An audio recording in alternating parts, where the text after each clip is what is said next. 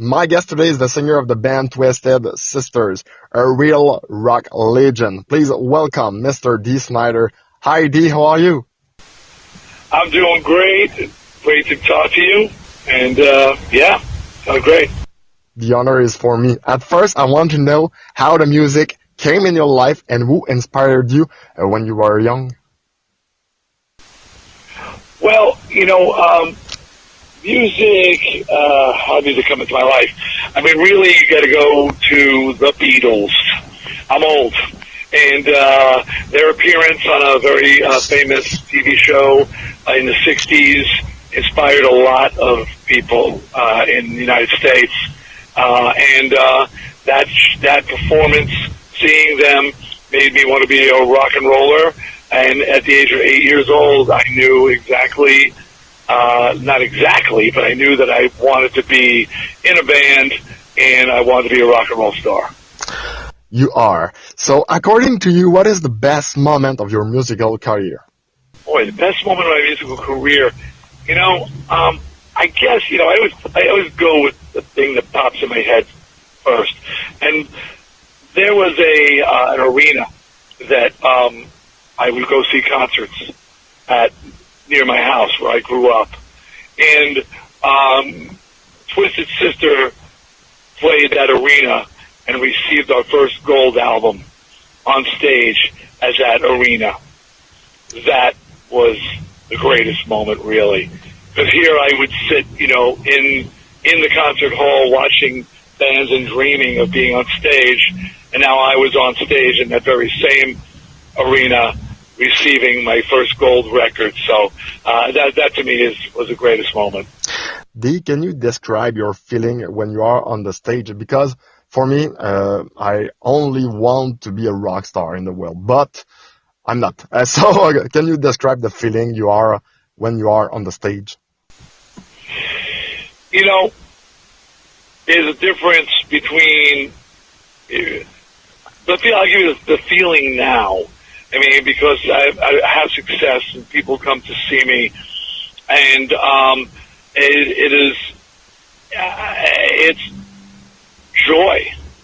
It's joy. Even if I'm singing very intense and very, aggressive, it is such a wonderful rock and roll, especially heavy metal. For me, it's such a wonderful release of energy, especially negative energy, that it makes me feel good inside to get that out.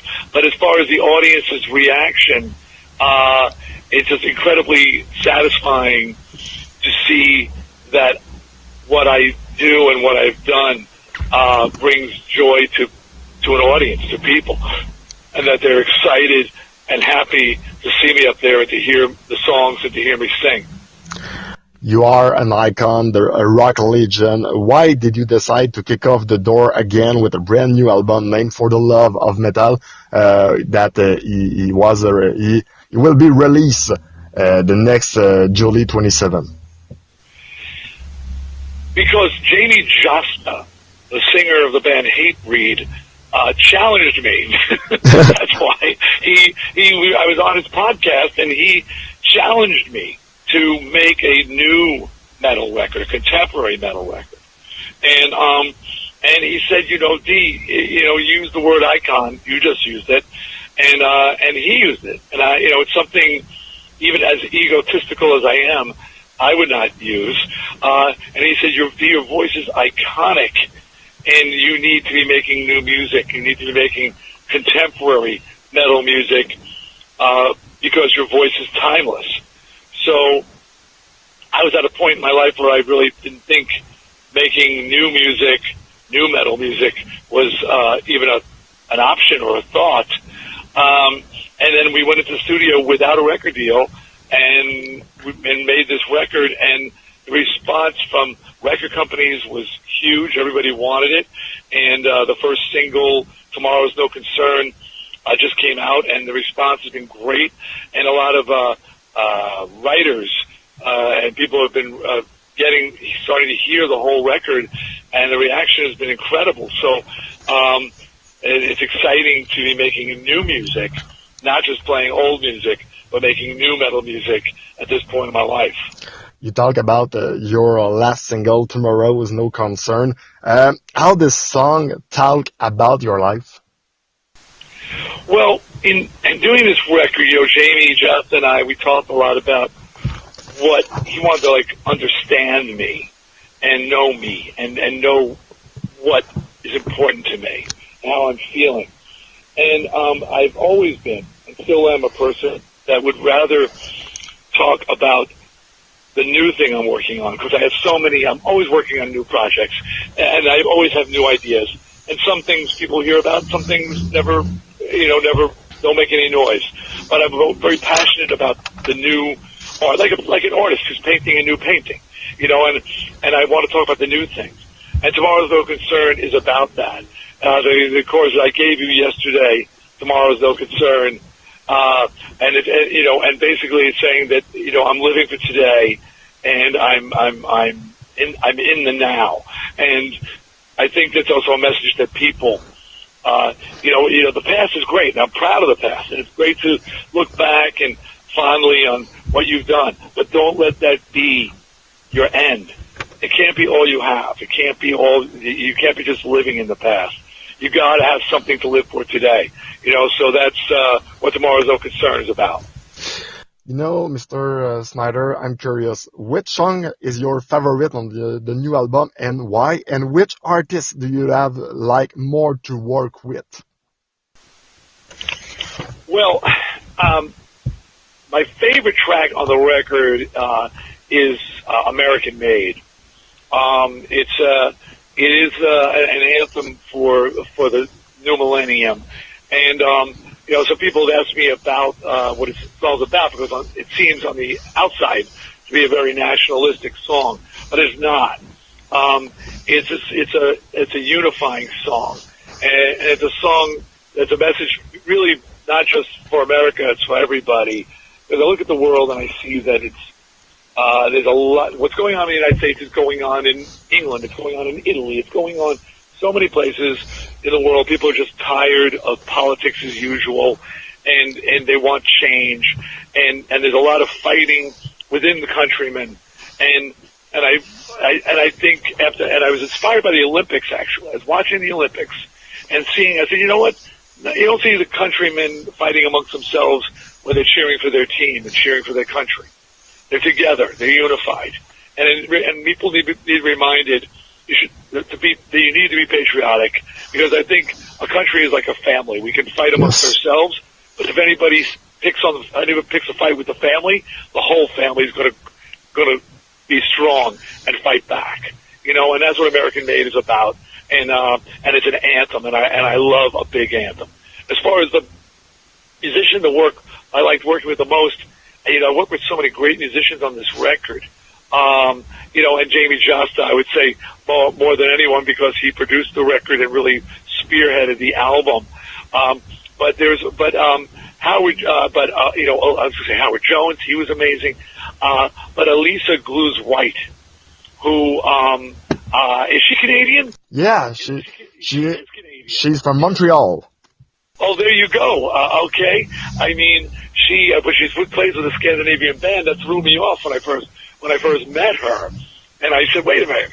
That's not a you don't have a Swedish accent. She's, what a talent.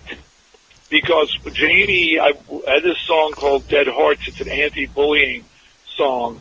And I wanted to do a duet with a female vocalist. And the song is very melodic. And and Jamie recommended Elisa, and I said, she's great, but I hear her singing with Arch Enemy, and it's a growl. She's, and I said, she's awesome, but is this not the right voice for the song? And he said, dude, Elisa can sing has many different voices. Yes. She has many voices. He said, believe me, she can sing.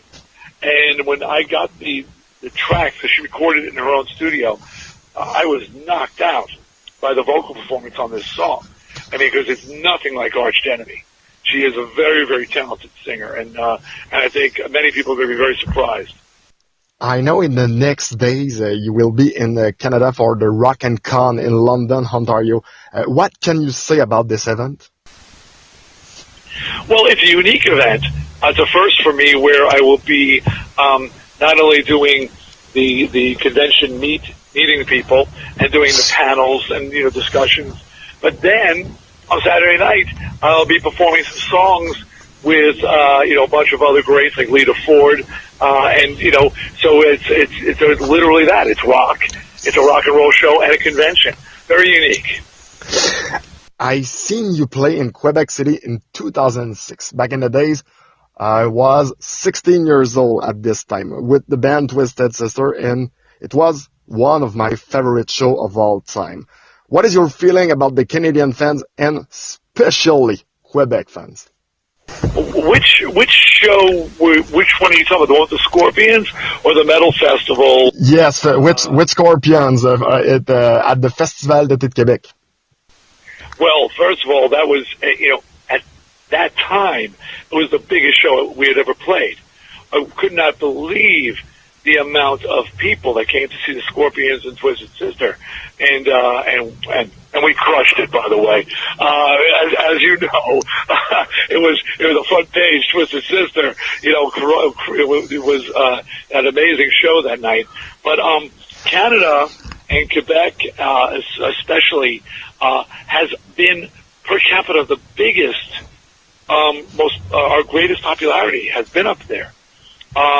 We're 10 times platinum in throughout Canada, and it's just for Stay Hungry. And so it has always been, and I like the things I've experienced in Canada. Like I said, the biggest show I ever played, and I've experienced the feeling of a Beatlemania, that craziness where fans are screaming and crying and trying to get you. We experienced that as well up there.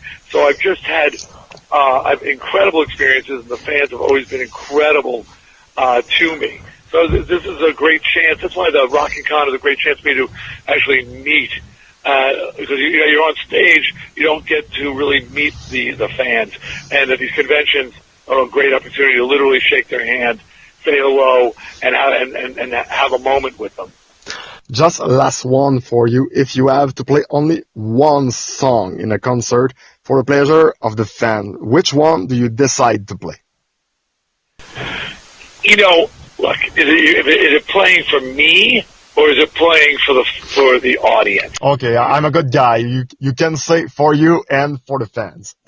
Okay. Well, I was watching, actually, Jerry Seinfeld has a show on Netflix called Comedians in Cars Getting Coffee. Really great. It's conversations with other comedians. But he was talking to Michael Richards, the guy who played Kramer. And they were discussing comedy shows. And he was saying, performing for an audience is a selfless act. It's not a selfish act. It's not about you at that moment. It's not, it shouldn't be about you. It should be about the audience. And with that in mind, there's only one song to play that would be for the audience. That would be We're Not Going to Take It. Because it is a song that I've created that brings the greatest joy to people all over the world. To this day, young and old, it's crazy how many years that song and just what that song has come to mean to so many people. And it's still to this day, what a powerful song it is to people. So it is only one song to play, and that would be We're Not Going to Take It. All right. Thanks a lot for your time, Dee. I think your new album will be crazy for all the metal lover. And you know what? I'm probably the number one. Thank you. I'm so excited for people to hear the music. And I think that and I'm really hopeful it's going to connect with a lot of people. And because it was made for all the right reasons. There was no record deal. There was no recording budget. A bunch of musicians got together to make a great record just for the love of metal. And that's the name of the record, For the Love of Metal.